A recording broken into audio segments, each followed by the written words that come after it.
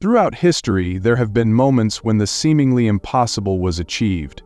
Armies, outnumbered and outgunned, have stood their ground against overwhelming forces, defying the odds and emerging victorious. These battles weren't won through sheer power or size alone.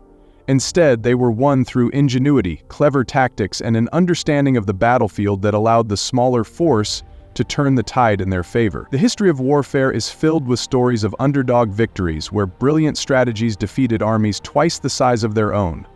These are the untold histories of tactics that made all the difference. One of the earliest and most famous examples of this kind of strategic brilliance comes from the Battle of Cannae in 216 BC, during the Second Punic War.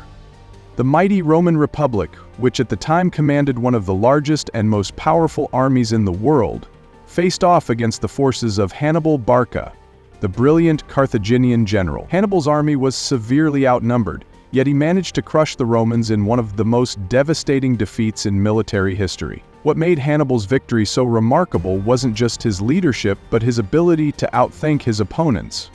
At Cannae, Hannibal employed a tactic that would become legendary: the double envelopment. His army, positioned in the center, appeared to be weak and vulnerable. The Romans, believing they could defeat Hannibal's forces, surged forward in a massive attack. But this was precisely what Hannibal wanted. As the Roman forces pressed forward, Hannibal's flanks closed in from both sides, surrounding them completely. The result was utter annihilation. It's estimated that the Romans lost over 50,000 soldiers, while Hannibal's forces suffered a fraction of those losses. The tactic of double envelopment became a textbook example of how superior tactics could overcome a force that was far larger and seemingly invincible. Fast forward to the American Revolution in the late 18th century, where the Continental Army, led by General George Washington, faced off against the massive and powerful British Army.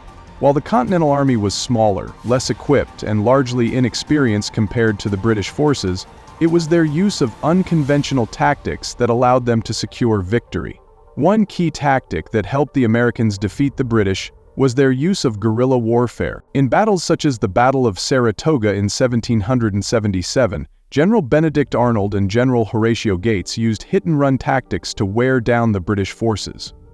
Instead of facing the enemy head-on in traditional open-field battles, the Continental Army relied on their knowledge of the terrain and used surprise attacks, ambushes, and skirmishes to harass and exhaust the larger British forces. The Americans did not try to defeat the British outright in large-scale engagements. Instead, they bled them slowly through smaller, highly effective engagements.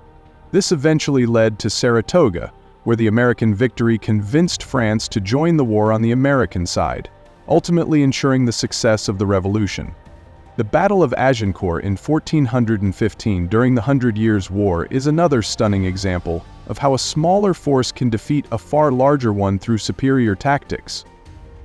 The English, led by King Henry V, were outnumbered by the French, who had an army that far exceeded their own in size and strength.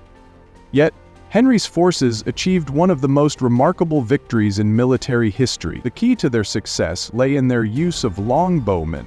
The English positioned their longbowmen in a narrow field, flanked by dense woods on either side. As the French advanced, they were forced to march through mud and narrow terrain, which slowed their progress. The English archers, positioned at an optimal range, unleashed devastating volleys of arrows, causing havoc in the French ranks. At the same time, the English men-at-arms held their ground, repelling the French knights. The combination of terrain, the use of archers, and the French inability to maneuver effectively in the mud led to a crushing defeat. The French lost thousands, while the English suffered comparatively light casualties. The battle demonstrated how the right tactical decisions, when combined with an understanding of the environment, could utterly change the course of a battle. In more recent history, the Vietnam War offers another powerful example of a smaller force defeating a much larger one.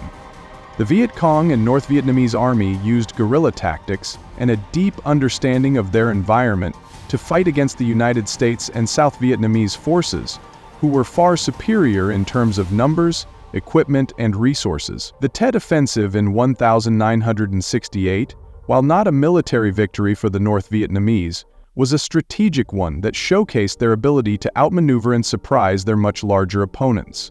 The Viet Cong's tactics of ambushes, traps, and swift, sudden attacks forced the U.S. to fight on multiple fronts, exhausting them and causing political and public unrest back home. It was a clear demonstration of how effective smaller, more nimble forces can be when they use their environment and tactics to their advantage.